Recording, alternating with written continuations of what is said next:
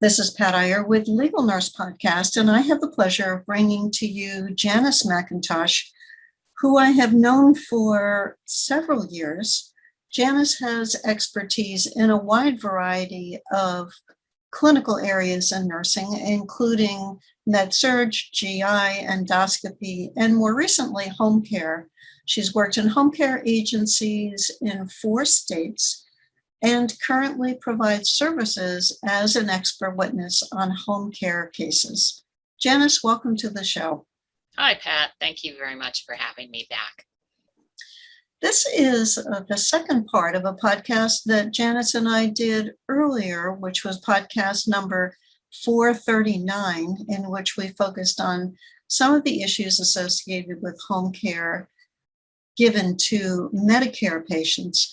We are, in this case, going to focus a little bit more in the home care area, but looking at the skilled versus the non-skilled areas. And I think we should start there, Janice. I think when people hear home care, they think of it as this one unified type of service. What are some of the different pieces associated with home care? Well, it's surprising to a lot of people that there are so many different types of home care, and the regulations sometimes cover more broad areas. So, for instance, there are home care cases in acute care, which we've talked about. That's the standard one that comes out of the hospital. Maybe they need dressing changes, maybe they need some IVs for a week or two. Those are generally standard acute cases. Then there are Medicaid cases, and surprisingly enough, there can be skilled in those as well. Some states do have a skilled component to Medicaid, which Colorado, where I was working last, had that feature where you could go out and manage medications on a weekly basis, or sometimes even more frequently if they had a catheter that needed to be irrigated or something that required a nurse to do it. And then there's also long-term support services. So that might be a Medicaid waiver. There is a new trend in Medicare. Some of the managed care systems have started allowing a long-term support services type thing where you send out a homemaker, or maybe they just need someone to help them bathe 3 times a week. So there's that component. Also, private duty can be considered home care. And so there's a lot of sometimes issues in private duty with some patients require 24-hour care, and sometimes staffing that or the standards of care can be breached easily in that. And then also sometimes group homes fall under home health care regulations. So there's a variety of different types of cases that can come up. I remember how surprised I was when I first heard about the concept of children who are kept at home on ventilators on a long-term care basis, usually with the mother, exhausted mother, supplying some services and nurses supplying services on the other shifts. I don't know if we can even conceive, if we haven't been involved in your field as we have, of the intensity of technology that can be used at home and the responsibilities of the home care nurses.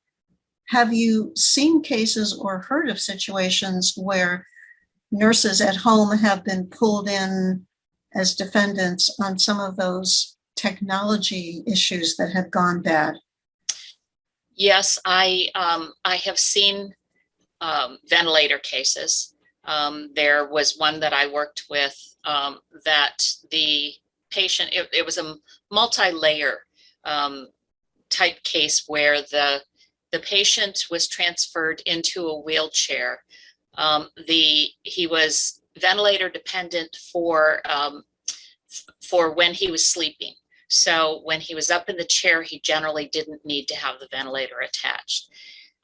He was transferred to the chair, and the nurse, in the process of moving him into the bathroom, she had him on a very solid shower chair that had a tray top. And what we believe is that she leaned on the tray top, and the chair went over forward. He ended up with multiple fractures of his both femurs and some, I believe, shoulder fracture. And also, once he was on the floor, of course, had to be lifted up, and they put him back to bed. And at that point, he desaturated and started turning blue. And the nurse who was working with him did not follow the standard of care and the plan of care, which was to turn his oxygen up and start bagging him with a resuscibag. And so she did start eventually, after a few minutes, to use the bag, but she never turned the oxygen up past 3 liters. So he did end up with some brain damage, and it was a complex case because they had to get a engineer in to give an opinion as to whether or not the chair was able to tip over on its own. She claimed that he had simply that the headrest had fallen, which made him jerk and threw him forward and caused the chair to tip over, which our engineers were, I was on the plaintiff's side, and our engineers were able to prove that that wasn't possible to do. And he also had multiple rods in his spine, so he only had about a 10-degree range of motion that he could move his back. So they could prove that he couldn't possibly turn the chair over without some sort of pressure on the front of the chair. So isn't that interesting how the engineers weighed in on that? Yes. Helped to refute the theories of the defense. And on top of that, the nurse was a brand new graduate, which, considering the complexity of what he had going on, I opined to the fact that I felt that maybe she didn't have enough training, maybe that wasn't the correct nurse to put in there, because she didn't have that background of what do I do in an emergency. So that was a key piece to it as well. I was just talking to somebody who I know who was placed as a new graduate into a critical care unit. And she was an extremely bright new graduate and one of the few who gets put into critical care without any experience right from nursing school. I always, as a nurse educator and in charge of the staff development department of the hospital where I worked, went by an assumption that nurses started off in med-surg, they worked in a hospital, they got experience, they then went to critical care or maybe ER, or they went to home care where there wouldn't be anybody supervising them, watching what they were doing. I can't imagine how hard it would be to be a new graduate and to be assigned or to seek out a role working for a home care agency where you have no structure and no support. Right. And, I remember how scared I was when I first graduated, and I was running to the next wing over to find a nurse because I had a bubble in my IV. So I can imagine, being in a home care setting and having someone that is ventilator dependent and, when you have someone like that in the home, you have numerous pieces of equipment, suction machines, and we all know suction machines sometimes break down. You have the ventilator, then you have Hoyer lifts, and sometimes those don't work right. So there's always that possibility of equipment failures as well. Mm. And what kinds of issues have you seen come up with group homes? So sometimes it's improper placement. I had one where someone was taken from a nursing home and put into a group home where it is all non-skilled personnel. And he required a degree of oversight that they weren't able to provide. So, so there was that issue.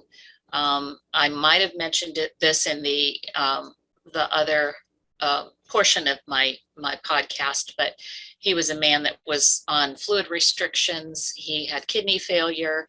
He was diabetic, and he was going around and drinking liquid soap in the group home because he was so thirsty and he had dementia.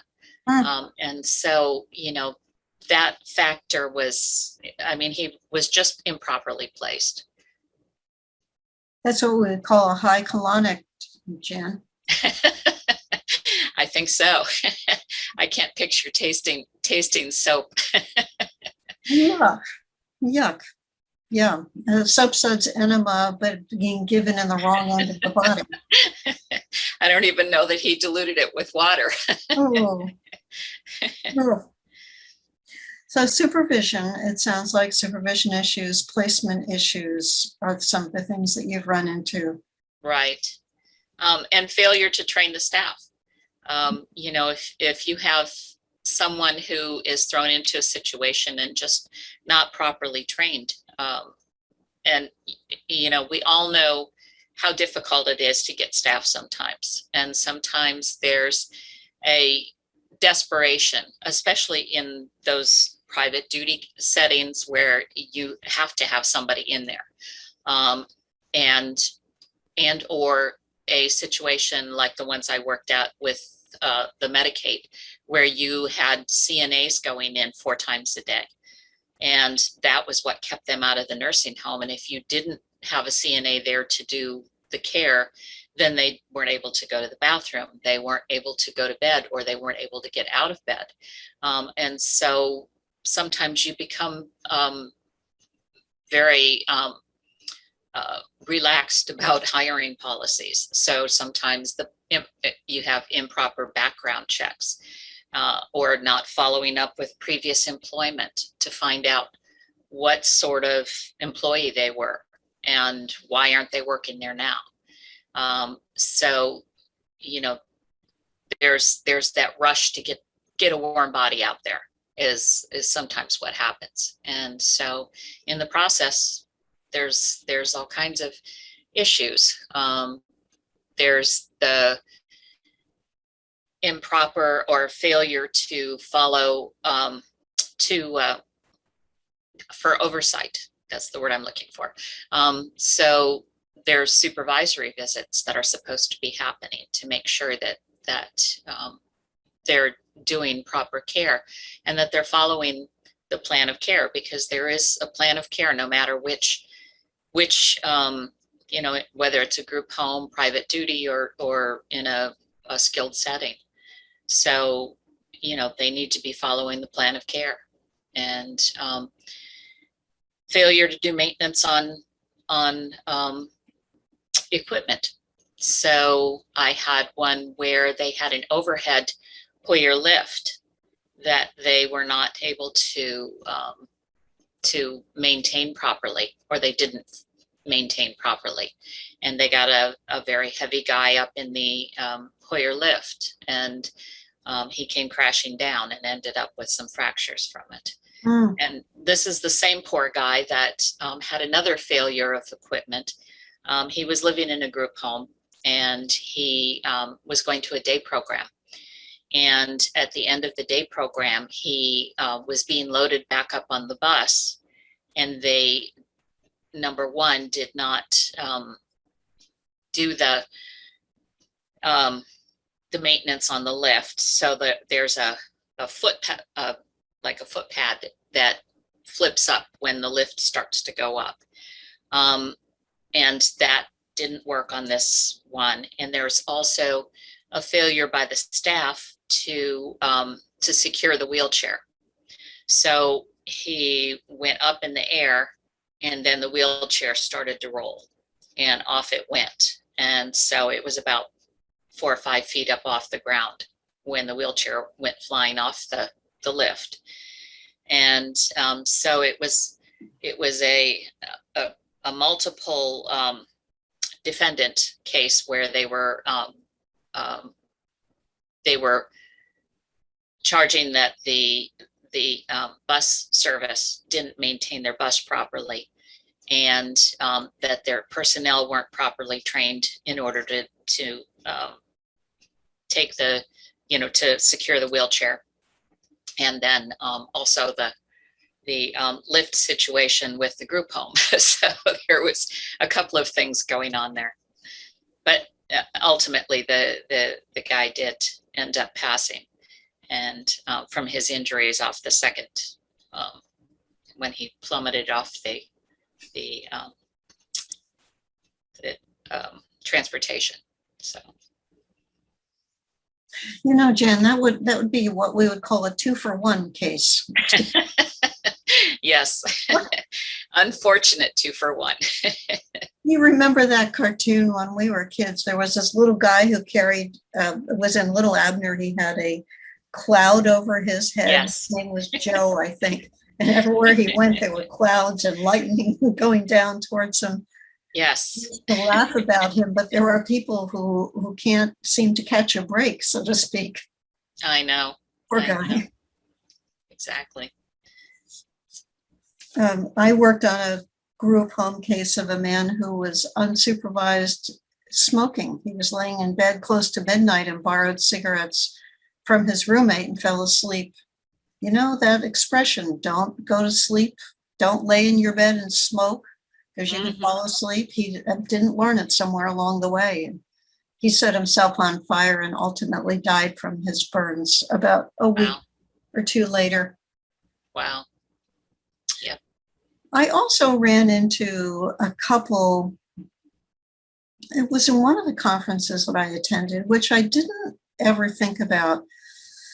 A young woman and her husband who thought that opening up a group home would be a wonderful way to make money. And they had this old family house that they renovated. And they were, at the time I met them, were inviting people to come in and live there. I didn't think about the economics of this. And it makes me wonder about the motivations of individuals who open up a group home. They might be very dedicated to the people, or they could be focused on, well, let's staff this with the least expensive people and get the most money that we can from the residents of the group home, and we'll just make a bundle. Right. And, that was my feeling about the case with the man that had kidney failure and was drinking soap. He was eventually put down in a room in the basement with a roommate, wasn't coming out of the room, and he became more and more bedridden. Staff was not checking up on him to find out why. They were just accepting when he said no, he didn't want to come upstairs for meals, and they would bring a meal down to him, but that they didn't monitor how much he was eating. And the long and the short of it is that he ended up walking on a needle, and the needle pierced his foot. He started complaining of pain in his foot. And he was even observed by a nurse practitioner that was making her monthly rounds, and she felt the redness was a blister. Didn't order any kind of x-rays or follow-up, antibiotics, anything like that. And the long and the short of it is he ended up in the hospital about a week and a half later. And no one from the group home was paying attention to what his complaints were. It was just simply, oh, well, leave him in bed and he'll be okay. And he ended up losing his leg and eventually ended up losing his life. So, so it progressed to that stage where it was tragic. And unfortunately, that group home is still open. So. Yeah. Well, let's switch our focus a little bit. Legal nurse consultants could be involved in helping attorneys look at home health care cases. What kinds of documentation would they expect to find in a home health chart? Home health charts look a little bit different. It's sort of like doing a nursing home case. The documentation is going to be a little bit different, and some of the the pieces of it will look like what you see in a nursing home case. There's something called a 485, which is actually the set of orders. And it is the documentation that talks about what their diagnoses are and what any and all orders, their medications, their treatments, even what your expectations for their discharge are. And so you have a month from the time that they're admitted to get that to the doctor and get it back, which seems kind of funny because, you know, in no other situation that I can think of, do you have a month to get an order signed by a doctor? But because of the lag time in sending things out, things have gotten much better with electronics. But, you know, the old system of flying it through the mail and then waiting for it to be signed and sent back to you, and you did everything you possibly could to hand feed everything to the doctor with little arrows where they're supposed to sign. And those are getting better now with electronics, but it's still, you know, that requires follow-up. So sometimes you're acting with no signed orders, and you have to look at the date that the doctor signed it and the date that they were admitted and see if for an entire month they were working without signed orders or more. I've, you know, had situations where you just couldn't get the doctor to send them back. Were they following the visit frequency? Because there will be a notation on there, how often the nurse is coming out, how often the physical therapist is coming out. Generally, they'll even put down there on what days of the week, Monday, Wednesday, Friday. Or if it's going to be every other day, it's 3 days one week and 4 days the next week. So you have to follow the frequency. You need to follow the plan of care. There should be a plan of care, just like any other nursing situation, and they need to be following that plan of care. And if they're not, and their treatments are deviant. I've had one where they just opted to go completely rogue and follow their own care plan. So you do have to be aware of that. You look for visit notes. They should have a visit note for every single visit that they did. The medication record. Every time that there's a change in the medication, you have to send an order back out to the doctor to get, you know, if you come into the home and you find that, oh, I have a new pill bottle, you need to mark that down on what's called a telephone order or a verbal order and send that out to the doctor to make sure that that gets signed and sent back. And phone calls, are they communicating appropriately with the doctor? CMS came out in 2017 with new regulations for the way that home care communicates. And so you need to make sure that that communication chain is following up with the doctor, following up with the supervisor.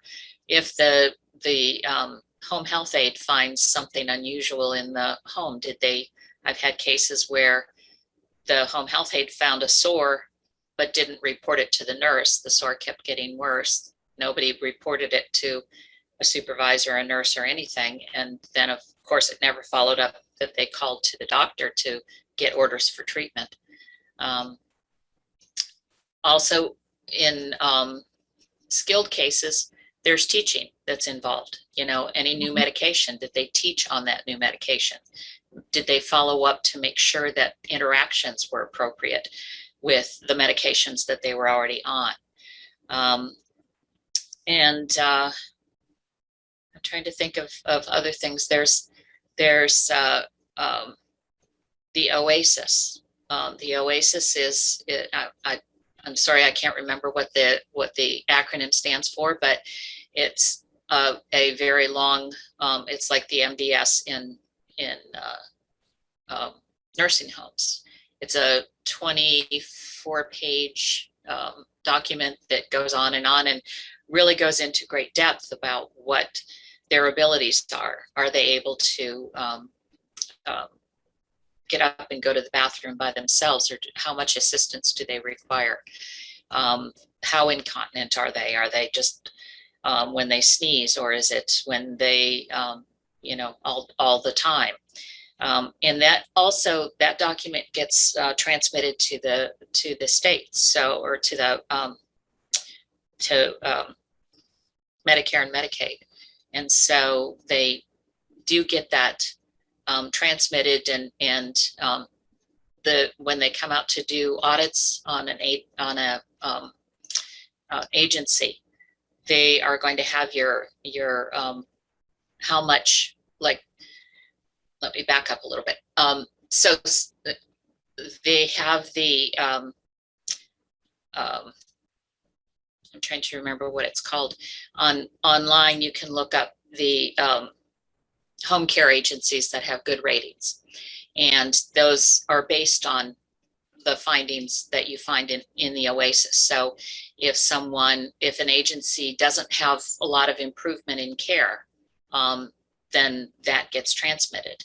The complicated thing is that I know for most of the Medicaid stuff that I have worked with, you don't have the OASIS transmitted the same way. And so you don't have those standards that are the same in Medicare versus Medicaid. So a non-skilled agency doesn't even have a OASIS. So that becomes complicated when you're doing a case. Is what kind of case am I working on, and what kind of documentation should I be looking for? And if that OASIS isn't there, is that appropriate, or is it an error on the part of the agency?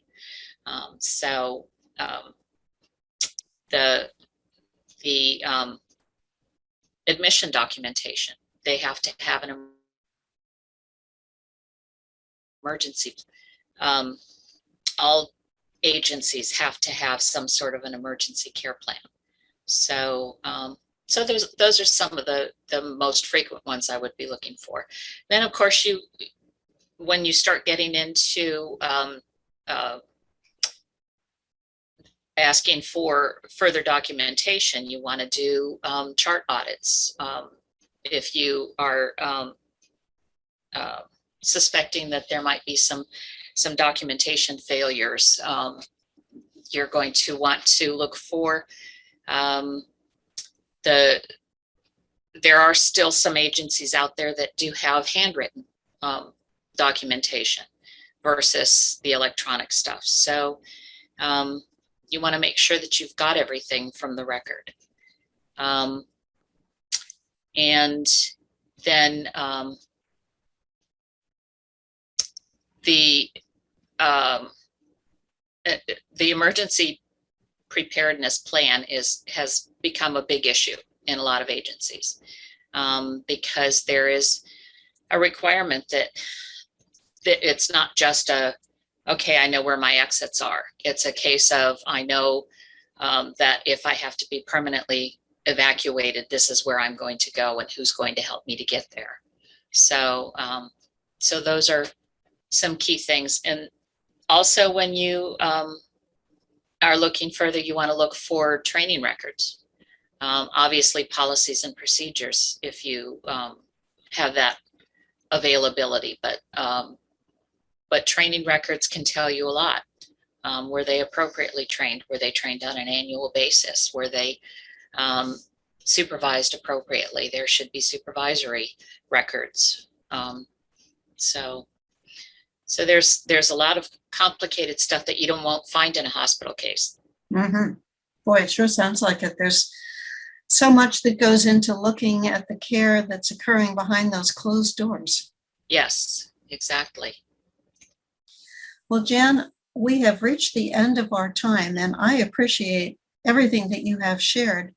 How can our listener find out more about you, your services, how to reach you if the individual watching this has need for a home care nursing expert?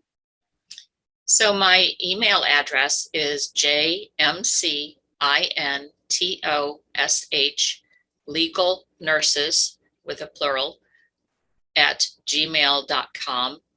And my web address is McIntoshLegalNurses.com. All right. Well, thank you, Janice. I appreciate that. I've learned some things today, and I think you've got great expertise and experience to be able to help attorneys and other legal nurse consultants in pulling apart some of the nuances associated with liability issues in home care. Documentation certainly is different than acute care or long-term care, and it requires a certain level of skill. Especially, I found in reading OASIS admission assessments that they could be extremely lengthy and not always provide much information, much like electronic medical records, where you get lots of paper, lots of pages, but sometimes not too much useful information about a case. Right. And thank you to you who has been watching this show. Be sure to go to legalnursebusiness.com and pick up our free reports. Be sure to come back next week. We'll have a new show, or click on down if you are listening to more than one show in a row. We welcome your opinions and appreciate your participating in our shows. Thanks so much. Thank you. This is Pat Iyer with Legal Nurse Podcast. Diane Tomicelli and I have just been speaking about electronic medical records. Diane, what will our listener or our viewer get as some key concepts that we talked about in your podcast? Well, Pat, we talked significantly about some of the misconceptions for electronic records. We talked about the definitions of what a hybrid record is, and that it's not just meaning paper and electronic. It could be multiple systems. We talked significantly about what a legal nurse consultant can do to help review those records. And we also had an in-depth discussion on audit trails. I'm sorry, I messed that up. So an in-depth discussion on audit trails and how to be very specific when you ask for them. Why don't you start your sentence again, because I talked over you. The whole thing again? No, we also talked about, because I can edit this part out. Okay. We also talked about in an in-depth discussion on how to look at audit trails, because audit trails can be very deceiving and you may end up with a whole lot of data that you don't want to get. So being very specific is very helpful. And I have found that many attorneys and legal nurse consultants lack knowledge about audit trails. So you'll want to pay particularly attention to Diane when she speaks about audit trails and the ways that attorneys and legal nurse consultants should phrase the request when they are asking for the facility to put together an audit trail. Absolutely. Be sure to listen to Diane Tomicelli's podcast on electronic medical records. You'll enjoy it. You'll get some concrete information from it. And come back next week for Diane's show. Thanks so much. Thank you, Pat.